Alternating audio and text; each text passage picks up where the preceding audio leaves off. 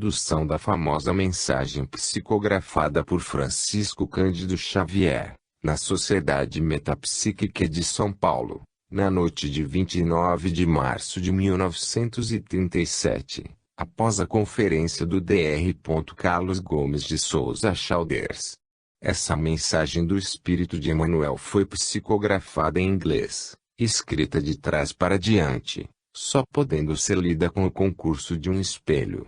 O papel timbrado da Sociedade Metapsíquica de São Paulo foi previamente rubricado pelos doutores C.G. Souza Chalders e Antônio Bento Vidal, estando presente à reunião cerca de 600 pessoas.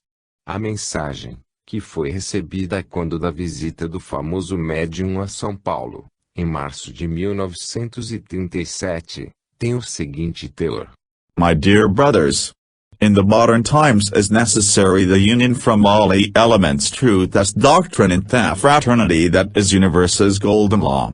My companions of S. Paul? Let us love one another, here is the premier instruction.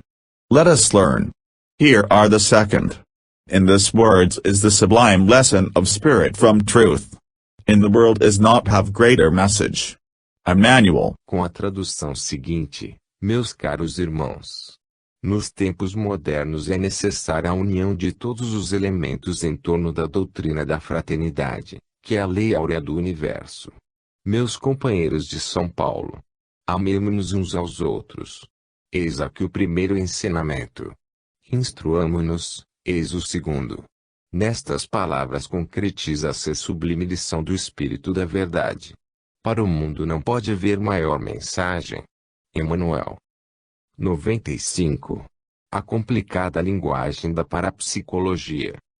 MN, você acha que a doutrina espírita, e muitos dos seus fenômenos, como também os casos de nigromancia, telecinesia e teleplastia podem ter sua explicação à luz da psicanálise ou da própria psicologia? Vendo espíritos habitantes de um outro mundo desde os 5 anos de idade, tempo em que pude ver de perto minha mãe desencarnada que me prometera voltar para zelar novamente por nós, os filhos dela, a quem ela deixava muito ainda na primeira infância, e continuando estes fenômenos da mediunidade em minha vida, durante tantos anos, de minha parte, não posso transferir a minha certeza da vida espiritual a companheiro algum deste mundo.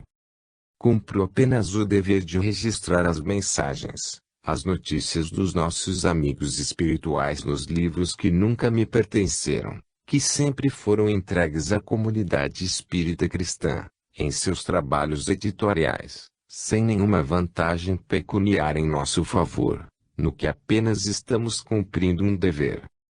Desde a infância, precisamente quase 60 anos e 47 destes na mediunidade organizada ou treinada com os ensinamentos de Allan Kardec, apesar das imperfeições que eu carrego, aceito a mediunidade em minha vida como se eu fosse um cego animalizado, mesmo um animal em serviço, obedecendo àqueles que trazem tanta luz ao meu caminho, que trazem tanta bondade, e aos quais seria a ingratidão de minha parte sonegar o concurso que devo a todos eles. Mas, eu creio na mediunidade e creio na vida espiritual.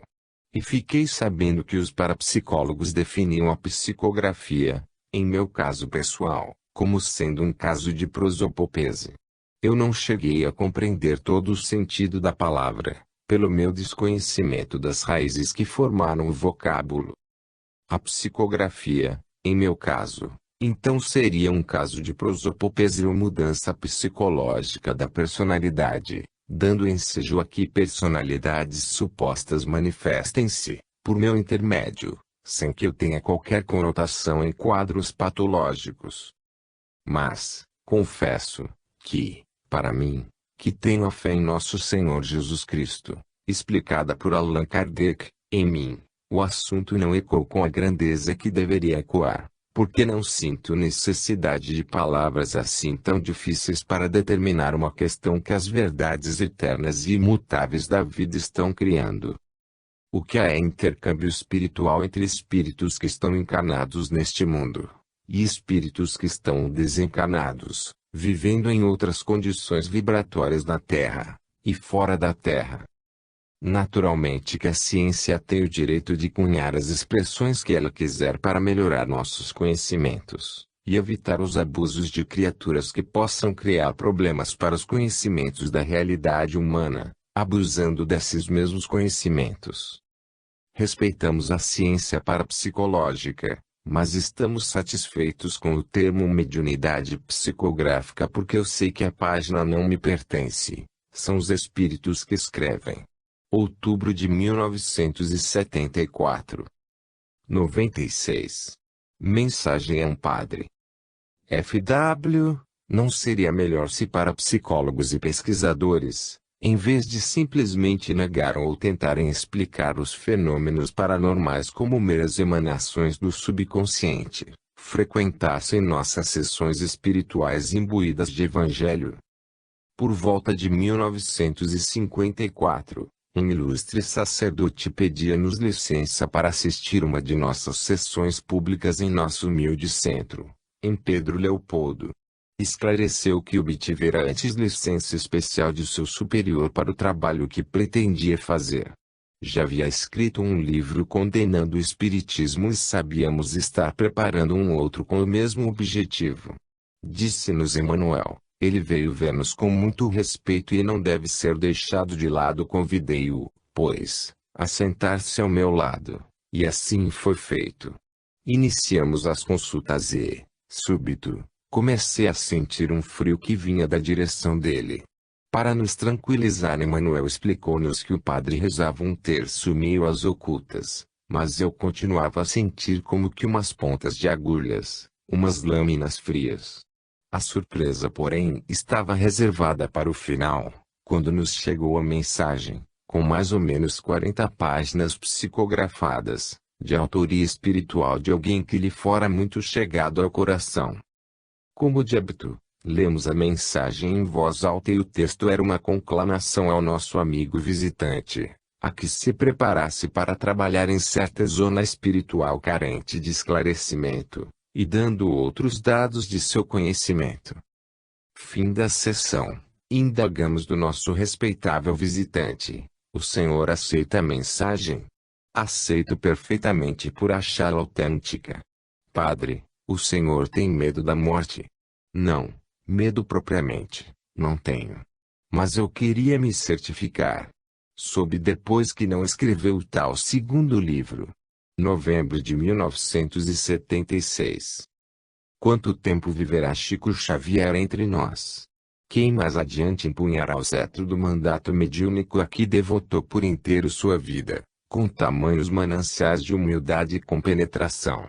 Nas exemplares horizontais da humanidade terrestre nunca reconhecemos nem valorizamos e, até pelo contrário, sacrificamos barbaramente os líderes espirituais que, por obra de misericórdia, tem vindo a nós, com missões de abrir fendas de luz no vale das sombras onde primitivamente nos agitamos.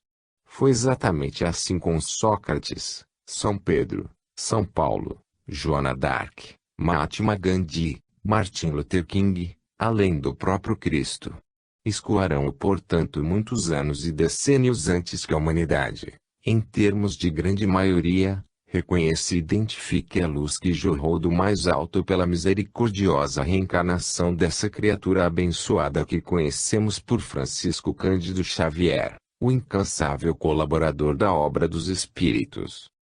FW, arriscaria dizer-nos se virão outros Chico Xavier, com desenvolvidas faculdades mediúnicas?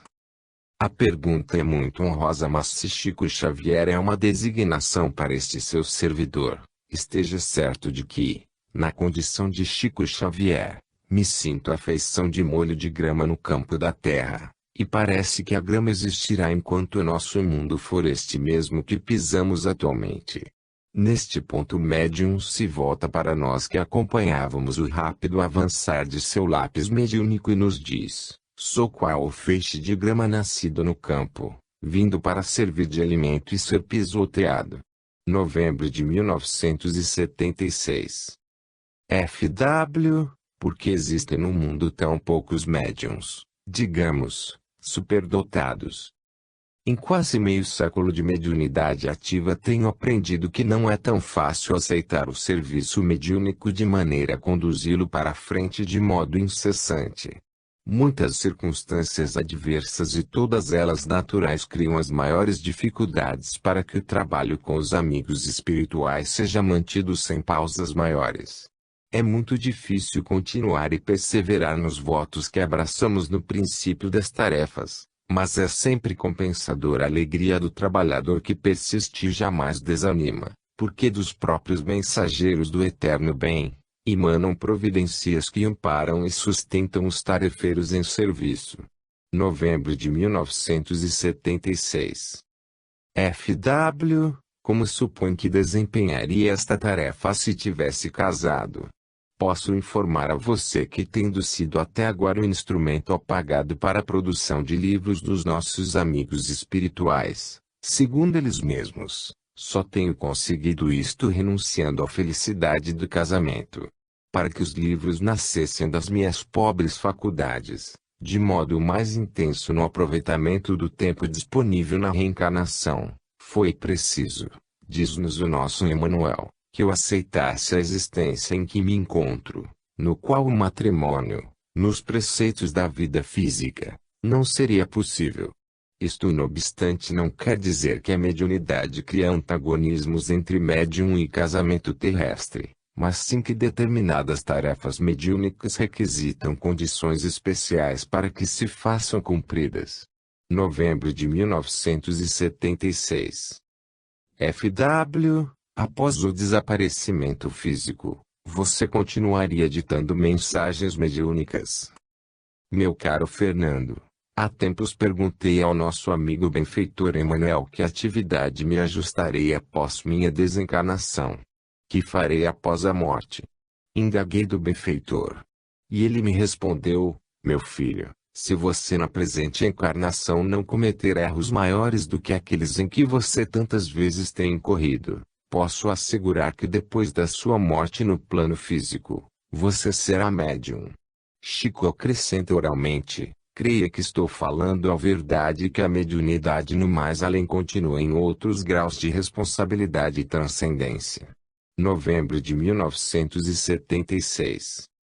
FW, e você escolheria reencarnar no terceiro milênio para prosseguir na tarefa de soerguimento do espírito humano. Nos últimos tempos as tarefas mediúnicas se tornaram cada vez mais agradáveis para mim, e de tal modo que se eu pudesse escolher será para mim um privilégio voltar à Terra na condição de médium na doutrina espírita, não com a ideia de que esteja trabalhando no soerguimento do meu semelhante, mas como melhoria para mim mesmo. Julho de 1976.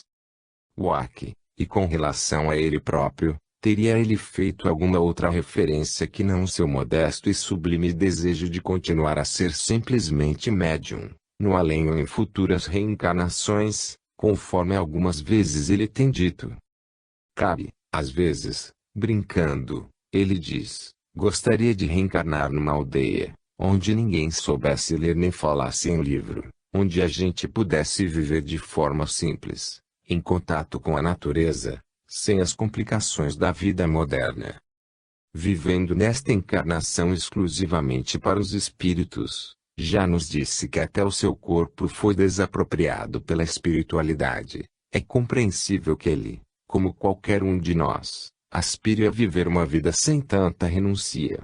Chico me dá a impressão de uma pessoa esmagada pelo trabalho. Recordou-me do que ele me contou um dia. Chico explicava ao Dr. Elias Barbosa que todos os dias levantava pela manhã e logo começava a pensar nos livros, a mexer com papéis, mensagens, como se uma força irresistível o arrastasse a isto. Que ele sentia uma espécie de compulsão e que, no fundo, a técnica utilizada pelos benfeitores espirituais era semelhante à empregada nos casos de obsessão pelos espíritos malevolentes com as suas vítimas. Após ouvi-lo, Dr. Elias disse-lhe, Chico, você deve ser uma pessoa maldita, você reencarnou com a maldição dos livros, com a maldição de fazer o bem. Agosto de 1989. FW, Nem tudo que você vê ou recebe dos espíritos é transmitido às criaturas humanas.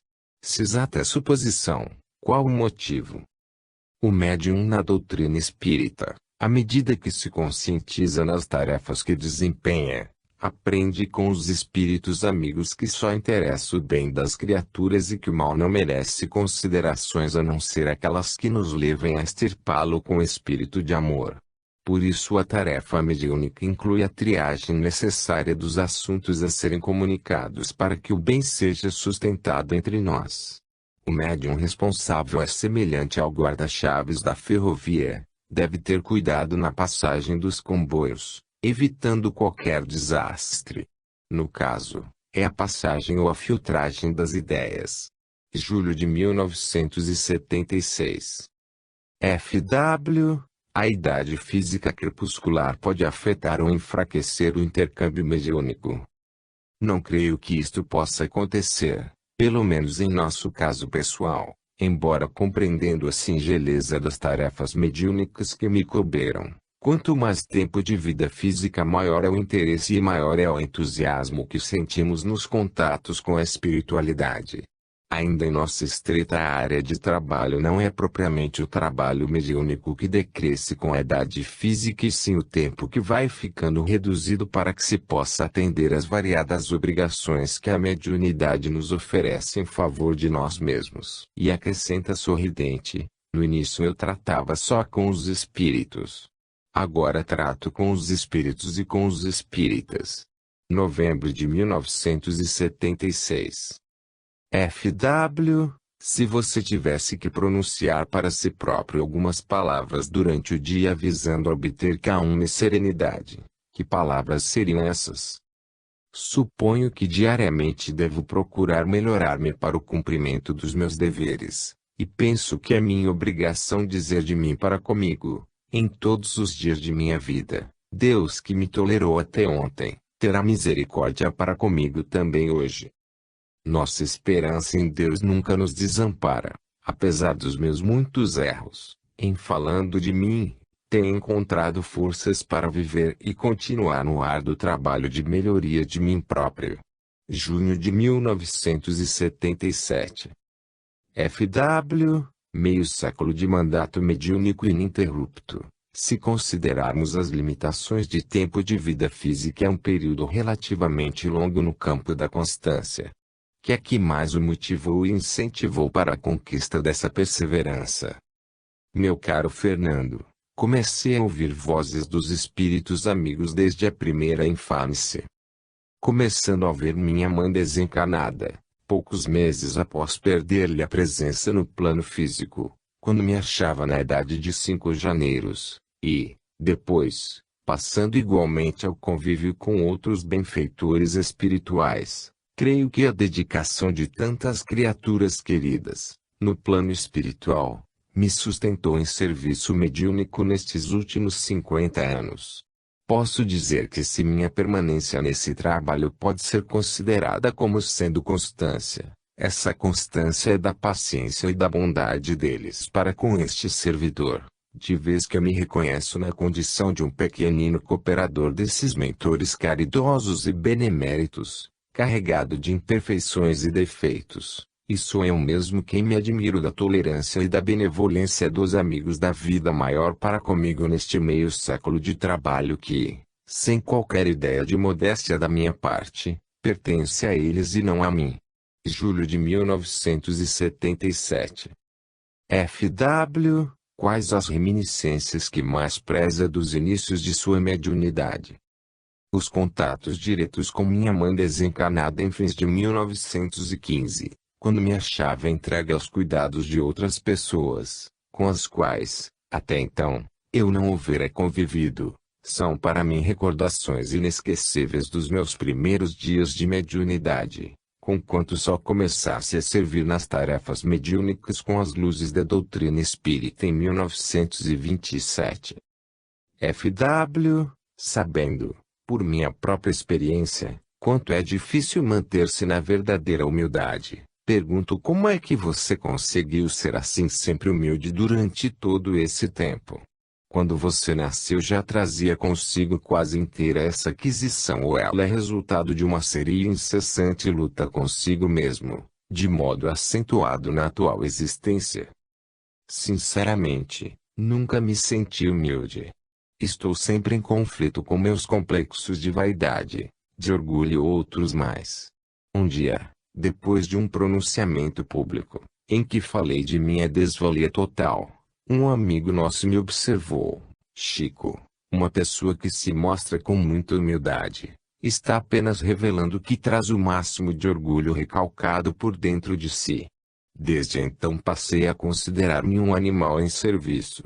Não desejando aparentar uma humildade que não tenho, e não sendo eu a pessoa com qualidades necessárias para colaborar com os bons espíritos, quando as circunstâncias me obrigam a falar de mim mesmo, diante dos livros que eles escreveram por minhas pobres mãos, comparo-me a um animal, porque não passo de um animal que os benfeitores da espiritualidade, pela misericórdia de Jesus, conservam a serviço deles.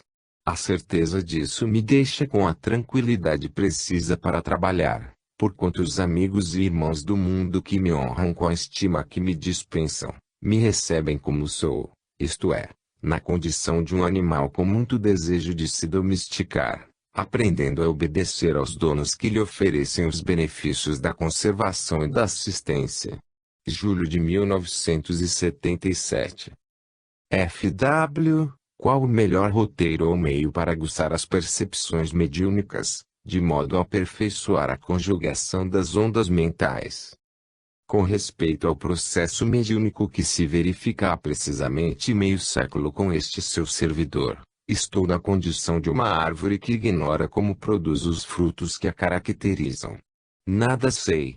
Sei apenas que os amigos desencarnados me tomam a mão e escrevem as páginas de que são os verdadeiros autores.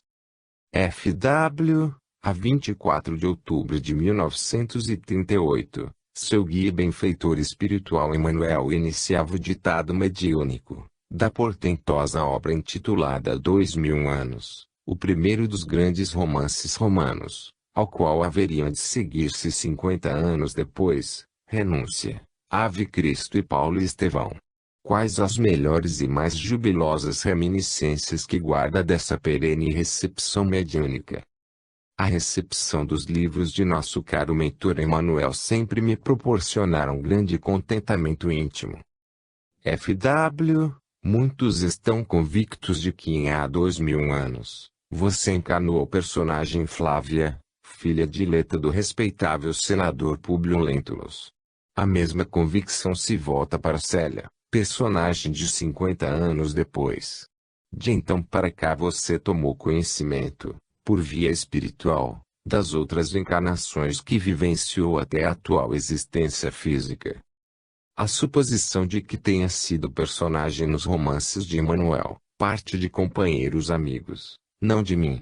Sinto-me, realmente, uma criatura de evolução muito acanhada, ainda com muitos defeitos a corrigir, e, nos primeiros séculos do cristianismo, sem dúvida que a minha condição deveria ser muito pior que a de agora.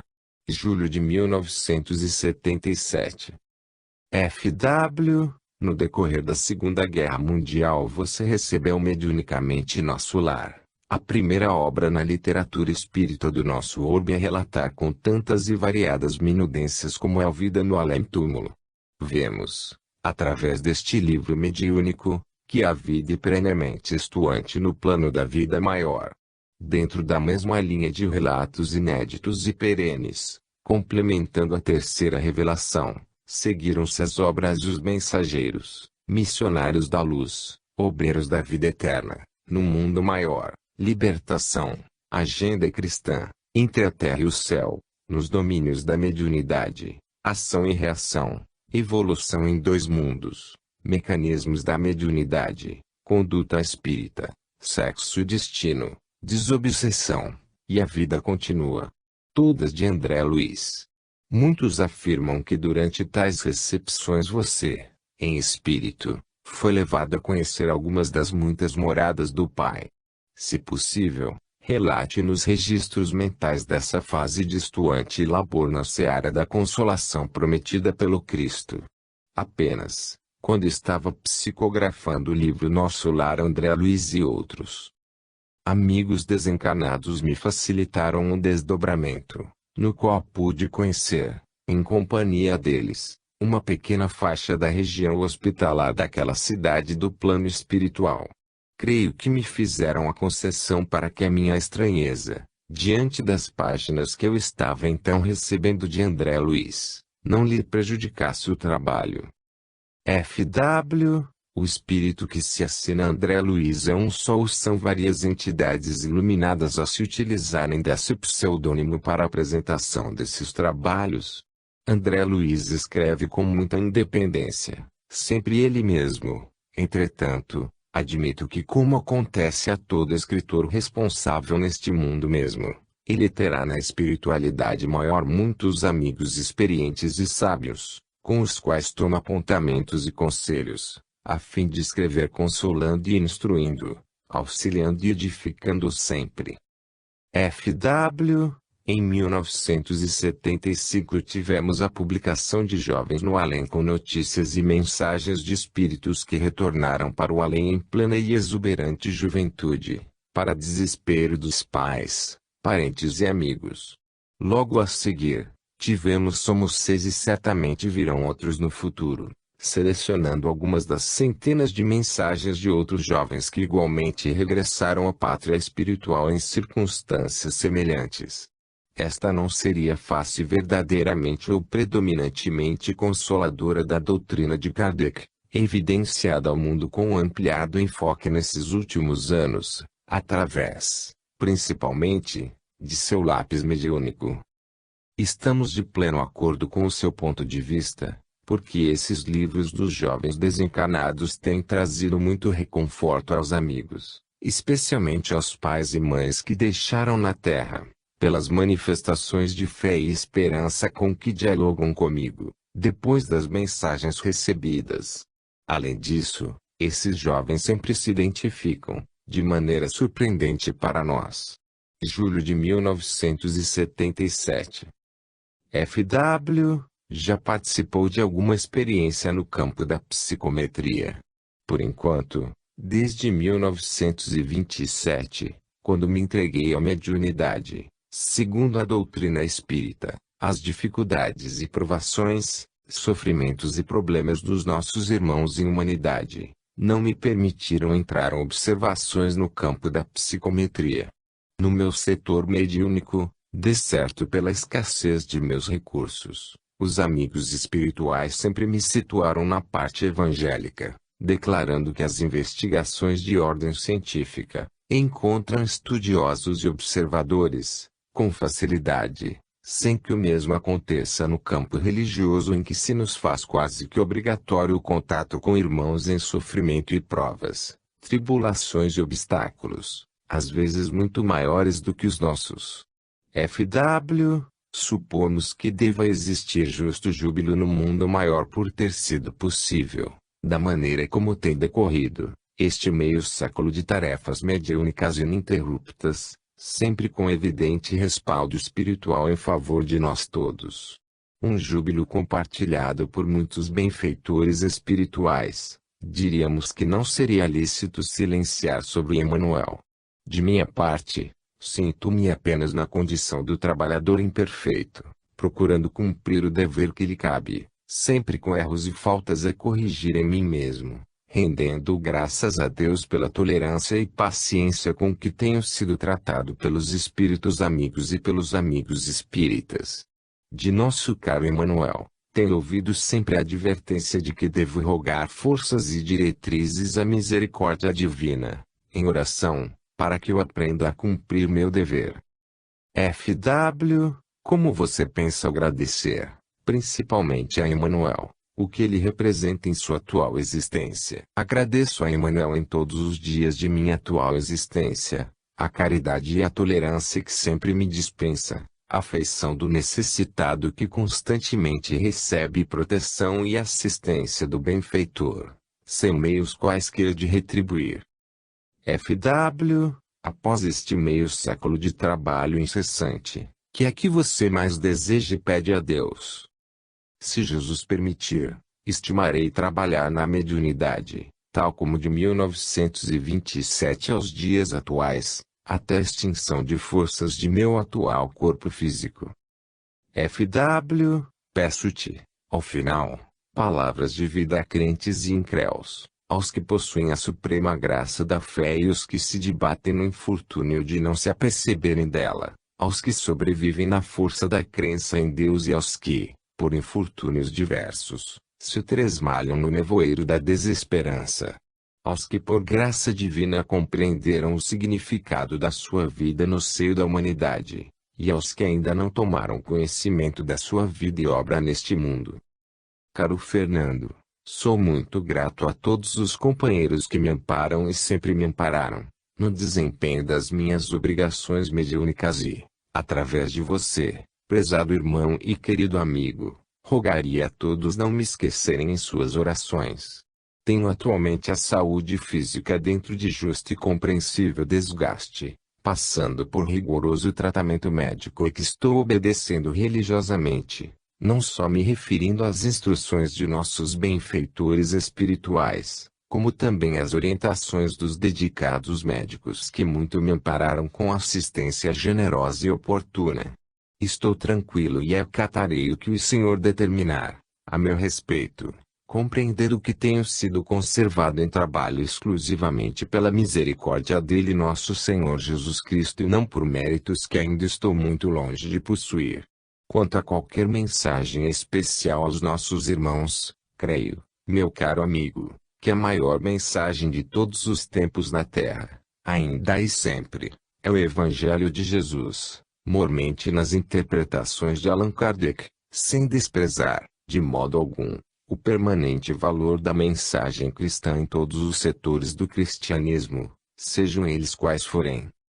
Por isso mesmo, penso que seria oportuno para nós todos meditarmos sempre e aplicarmos tanto quanto nos seja possível, aquela suprema lição de Jesus em que ele, o Senhor e Mestre, nos pede amar-nos uns aos outros, tal qual ele nos amou e ama sempre. Muito grato a você pela visita e pelas questões que me apresentou com tanta gentileza e bondade. E que Deus, caro Fernando, a todos nos ampare e nos abençoe. Julho de 1977. 97. Para além do tempo. F.W., peço que nos diga algo acerca de suas reflexões sobre os 50 anos de seu mandato mediúnico. Caro Fernando, aqui respondo por mim mesmo. Para mim é como se o tempo não tivesse existido na contagem humana das horas.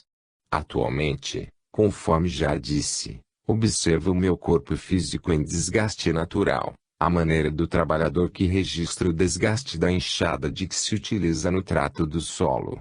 Indiscutivelmente, nos primeiros 10 e 15 anos do início das tarefas, estive na condição do animal em processo de domesticação para aceitar o serviço que se lhe faz necessário na produção do bem comum, mas, com o escoar do tempo, na condição de animal humano, fui reconhecendo o valor dos que me domesticavam para as atividades do intercâmbio espiritual, no caso, os espíritos benevolentes e sábios que nos protegem e auxiliam, de tal maneira, que voluntariamente obedeci e obedeço até hoje ao plano de trabalho traçado por eles, reconhecendo, plenamente, que as realizações deles estão muito acima de qualquer cogitação de meu espírito estreito, cabendo-me a obediência feliz às instruções que, por bondade deles possa receber, notando, embora, de minha parte, que se meu corpo vai cedendo à lei do desgaste com o tempo terrestre,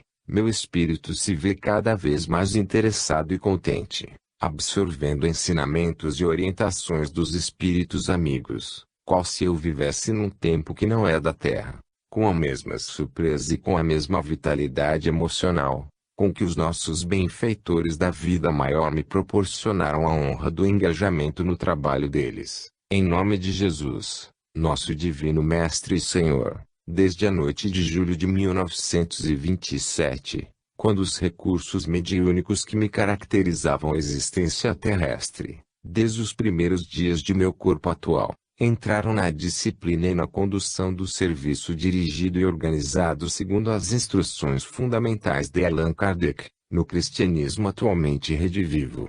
Junho de 1978.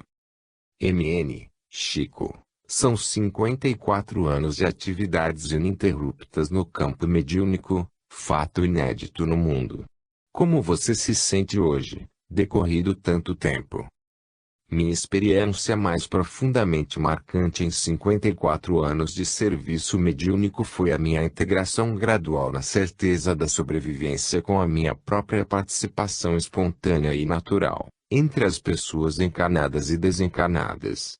Com o passar do tempo meu próprio eu, como que se ampliou nos domínios da compreensão de mim próprio, diante da vida, e posso então fazer análise de minhas próprias reações para corrigi-las ou não, aperfeiçoá-las ou não, segundo a minha própria vontade. O desenvolvimento mediúnico de certo modo como que me clareou por dentro, para que me veja como realmente sou. Isso não quer dizer que o ato de me conhecer me trouxe o dom do aperfeiçoamento, e sim me criou deveres cada vez mais amplos no sentido de me educar e reeducar, o que, conscientemente, reconheço, mas não disponho de recursos para a construção mais imediata.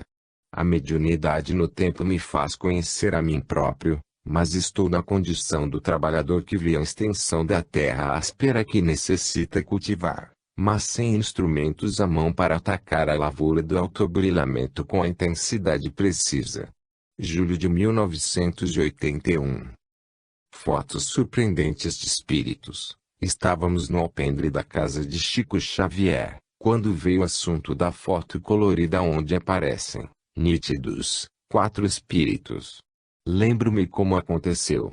Era a proximidade do Natal e estávamos, alguns irmãos e eu, frente à porta de acesso à garagem da casa do médium. Como é de costume, pedi um dos presentes que batesse uma fotorecordação. Ao longo dos últimos 5 anos colhera mais de 200 fotografias, tendo sempre Chico como tema central, exatamente como fazem milhares de amigos seus. Não notara, até então, nenhuma singularidade em qualquer dessas fotos. Surpresa, porém, estava reservada para essa, batida ao frente da porta de acesso à garagem. Para aprofundamento do espanto, o filme registrou além dos espíritos, Chico Xavier em duplo etérico, ou seja, prestando atenção ao que falávamos e conversando com os espíritos que logo atrás de nós formaram um grupo coloquial. Pois bem, após olhar a foto e confirmar a presença de entidades desmaterializadas que sensibilizaram a película, o médium sugeriu-me que a mostrasse a técnicos da Kodak para obter sua opinião. A opinião desse técnico não poderia ser outra. O que sensibilizou o filme, seja lá o que for, é o que vai sair na chapa. Junho de 1981, UAC, Márcia, junto ao Chico Xavier. Qual foi o fato ou acontecimento que você presenciou e que se transformou num grande aprendizado? MIB, todos os fatos e acontecimentos que temos oportunidade de presenciar junto ao nosso Chico são de real significância e de real aprendizado, porque, verdadeiramente, o que mais nos comove na pessoa deste tarefeiro do bem é a sua humildade, é a maneira pela qual ele atende a todas as pessoas. E principalmente sabendo que, apesar dos anos transcorridos de idade física, já debilitado, continua no atendimento ao público. Certa vez, ele nos disse que a passagem que achava mais bonita no Evangelho é quando Jesus afirmava que tinha compaixão da multidão, e que ele ainda mantinha esse contato com o público porque ele também tinha compaixão da multidão. Acreditamos que este foi um dos ensinamentos mais bonitos, porque ele poderia, realmente, ficar recluso em sua residência, recebendo através da psicografia os seus livros. No entanto, ele sai e permite que, através do trabalho desenvolvido no grupo espírita da prece, possam as outras pessoas ter contato com ele. E, assim, mediante o próprio exemplo, Cada um procure segui-lo e se encontre diante da própria vida. Julho de 1990, WAC. Qual o fato presenciado por você, com o Chico ou junto dele, que mais o impressionou? Cabe, foram muitos. Chico parece sentir o que se passa com a gente. Uma certa madrugada de domingo, chegando em casa, vindo da reunião do grupo espírita da prece, Márcia me questionou sobre o valor da pomada do vovô Pedro, que estava se tornando mais conhecida. Como eu estivesse cansado, respondi que aquilo, para mim, era um mistério e que via muita gente fanatizada dizendo que até comia pomada. A semana passou depressa. Veio outro sábado e, logo após a reunião, começamos, descontraidamente, a conversar com Chico. Alguém apartou perguntando se ele conseguia captar os pensamentos das pessoas. Chico sorriu e respondeu, bem, quando a gente está muito ligado a uma pessoa, é possível. Por exemplo, escutei o Baxley dizer em casa, para a senhora dele, que não lhe perguntasse nada sobre a pomada do vovô Pedro, porque, para ele, era um mistério. Como diz um amigo nosso, me deu maduro, porque aquele assunto meu com a Márcia tinha sido uma conversa de alguém com muito sono, e não havíamos voltado a comentá-lo. Um outro fato, determinada noite, ao despedir-me dele, como sempre após o término da reunião, beijei-o em ambas as faces. Quando tomei o carro que me levaria a casa, estava com a boca cheia de perfume, e cheia de perfume ela ficou até outro dia. Vamos parar por aqui, porque tem muita coisa. Agosto de 1989. MN, faço um comentário sobre os livros psicografados. Penso que grande parte de sua obra já deveria ter sido vertida para o inglês e o castelhano, através de um esforço concentrado do movimento espírita brasileiro. Não ignoro que já há dezenas de títulos nesses idiomas, mas o que tenho sentido no contato com confrades de outros países, durante os últimos congressos internacionais aos quais tenho comparecido, é que eles são ainda insuficientes para a demanda, que se torna cada vez maior. Eu não posso dizer nada, porque os livros são como filhos. São entregues aos editores e quem pode falar sobre isso são eles, ponderou. MN, pondero que tem surgido muitas obras no movimento editorial espírita, de cunho psicográfico, que não são de boa qualidade e às vezes até conflitantes com determinados ensinamentos. Não há nada que se possa fazer? Não, porque acho que isso é um mercado. Cada lavrador leva ao mercado a produção que ele consegue obter da terra. Agora o consumidor é que vai dizer, não é mesmo? 3,95. FW, Chico, houve quem afirmasse que você seria inconstante com seus amigos diletos. Na verdade sou como há 49 anos quando nos iniciávamos na mediunidade. Muitas pessoas desejariam que eu fosse diferente, talvez mais evoluído, e vendo que não sou quem pensam se afastam decepcionados comigo. Sou um animal atrelado aos varais da carroça. Não posso ser constante com aqueles que não me acompanharem nesta minha condição. Se um dia sair destes varais, só me restará pastar no campo. Julho de 1976. MN, Chico. Você está completando 80 anos de existência física dia 2, e 63 de atividade ininterrupta no campo da mediunidade. Como você se sente nesta quadra da vida? Eu me sinto muito bem, porque trago comigo a paz de espírito. Os 80 anos não afetaram, em absoluto, aquilo que é o meu ideal de trabalhar, de servir, de aprender, de me comunicar com os outros. De modo que o corpo apresenta algumas dificuldades, principalmente na locomoção, mas, espiritualmente, eu não tenho a menor tisna de preocupação com os 80 anos. MN, você é um best-seller incontestável do movimento editorial brasileiro. Gostaria que você nos dissesse algo sobre a trajetória de cada obra que recebe. Emanuel, o coordenador do Objetivo, fala a respeito do objetivo de cada livro. Ele sempre considerou que cada livro se destina, aliás, a uma faixa de pessoas que estão incursas na necessidade de conhecer aquele livro para fins de recuperação da paz e de renovação delas mesmas. 98. Editoras espíritas. MN, perguntamos sobre o trajeto das obras recebidas por seu intermédio, porque sentimos que os cerca de 100 primeiros volumes, aqueles que estão mais particularmente ligados à editora da Federação Espírita Brasileira, FEB, são os livros mais densos. Depois houve como que um movimento mais explicativo dos conceitos já ventilados. Os benfeitores desceram mais às minúcias, com obras mais simples. Foi realmente esse o caminho seguido? Creio que esse foi o caminho seguido, porque a Federação Espírita Brasileira fazia sempre uma revisão muito rigorosa.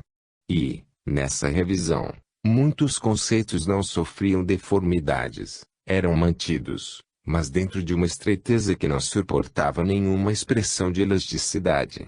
Mas era preciso abrir mais. Então, o espírito de Emmanuel, que dirige essa equipe de espíritos, achou razoável que se estimulasse nos companheiros inclinados a se responsabilizar por uma editora que recebessem, dos espíritos, livros tão simples como o povo, em si, necessita. Eu creio que a Federação agiu muito bem, porque ela ficou segregada no classicismo da doutrina, uma espécie de movimento, não digo dogmático porque ela não faria nada dogmático, mas um movimento de mais largueza de palavras para melhorar e iluminar o raciocínio. Abril de 1990. 99. Lição de vida no Fantástico. Helena de Gramonte, Chico Xavier está com 81 anos de idade, fraco e muito doente. Ele passa o dia inteiro em casa.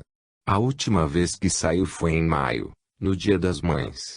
Ele foi visitar os presos, mas teve que ser amparado pelos amigos. O médico Eurípides Vieira disse que Chico Xavier está muito doente, mas ainda tem muita força. Hoje o anjo da guarda de Chico Xavier é o filho de criação, o dentista Eurípides dos Reis. Além de cuidar da família do pai, ele protege Chico Xavier da multidão que ainda o procura e que ele não pode mais atender.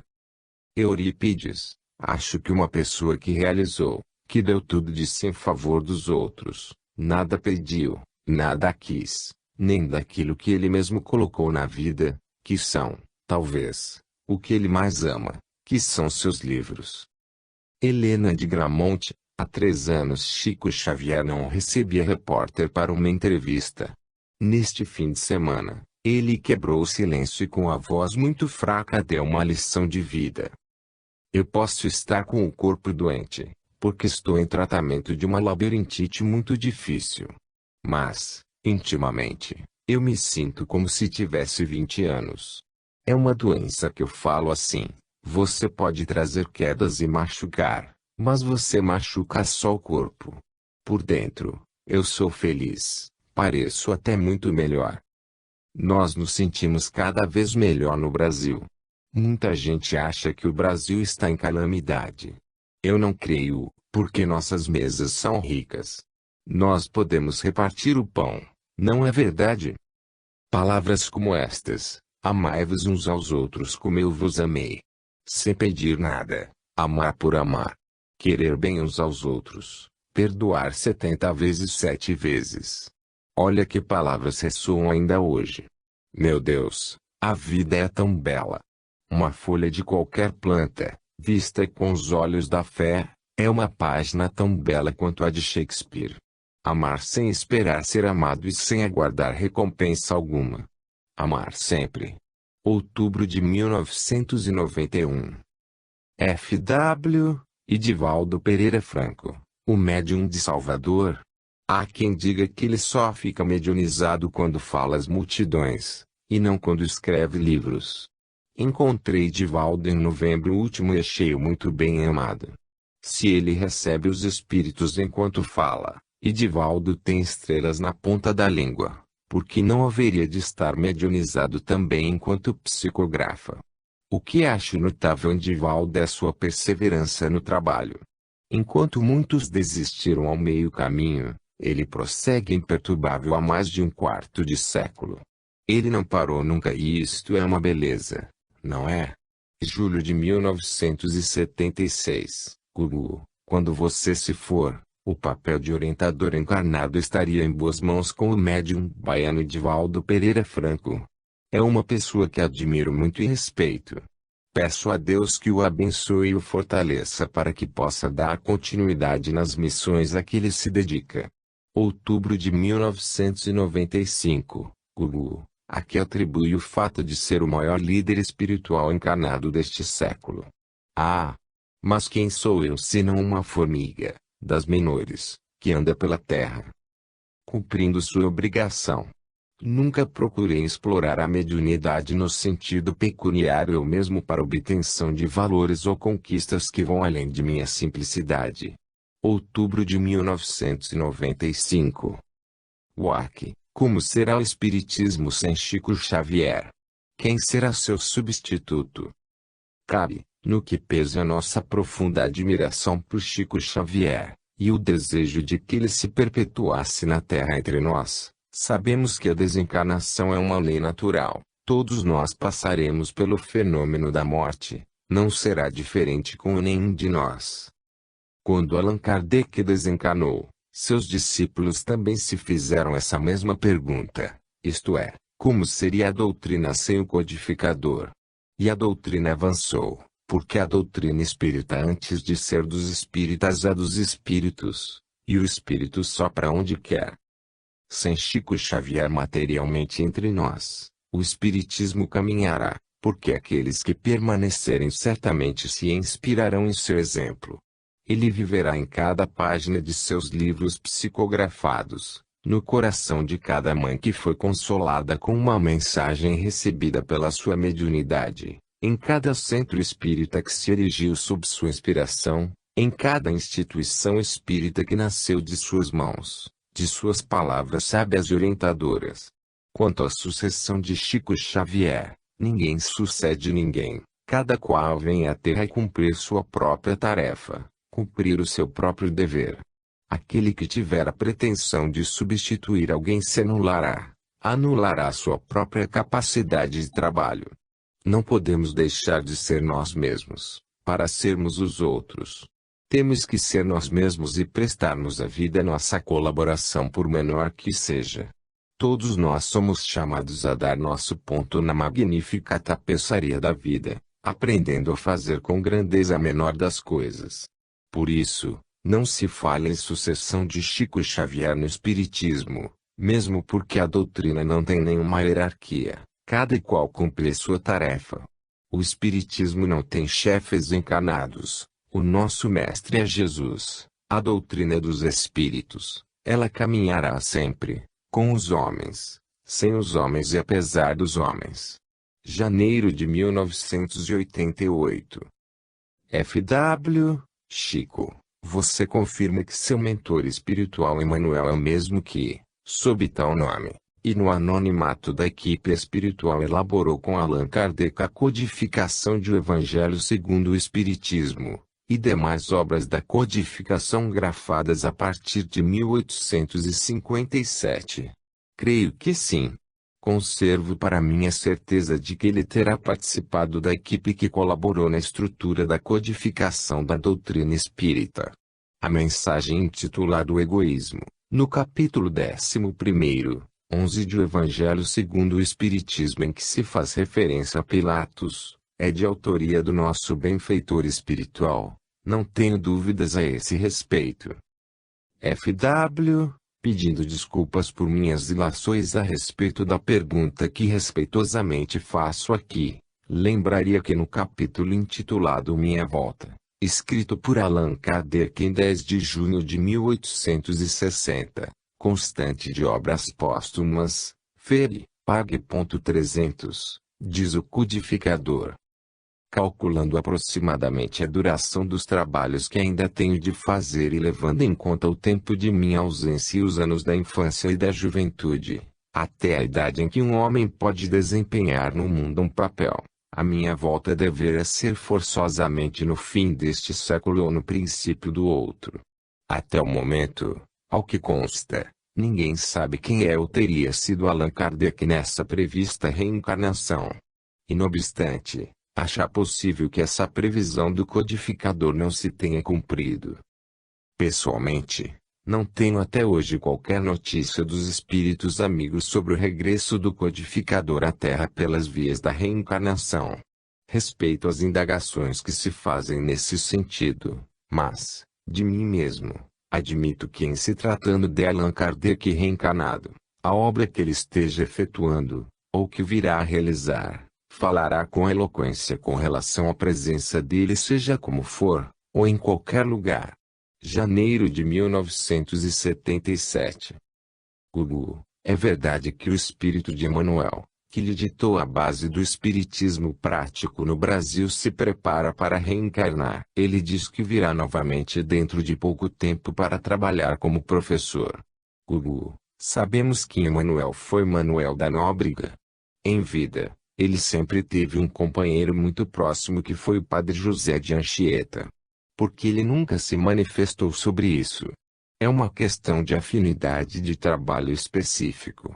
Os amigos espirituais nos dizem que Anchieta voltou na posição do grande Frei Fabiano de Cristo, que viveu no Rio de Janeiro e foi um herói de humildade e abnegação.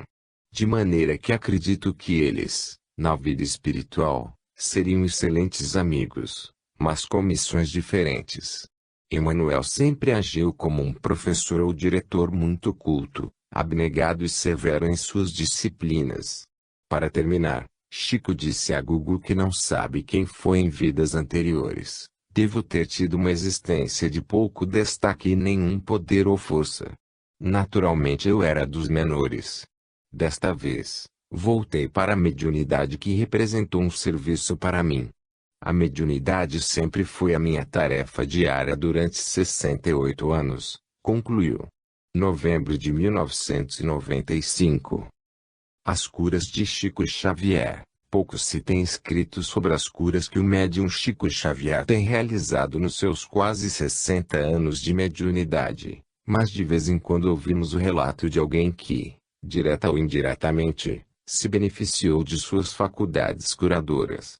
No início de sua tarefa na Terra, Chico exercia também a mediunidade de efeitos físicos, tendo ficado célebres as reuniões que promoveu junto a vários amigos, tanto em Pedro Leopoldo quanto em Uberaba.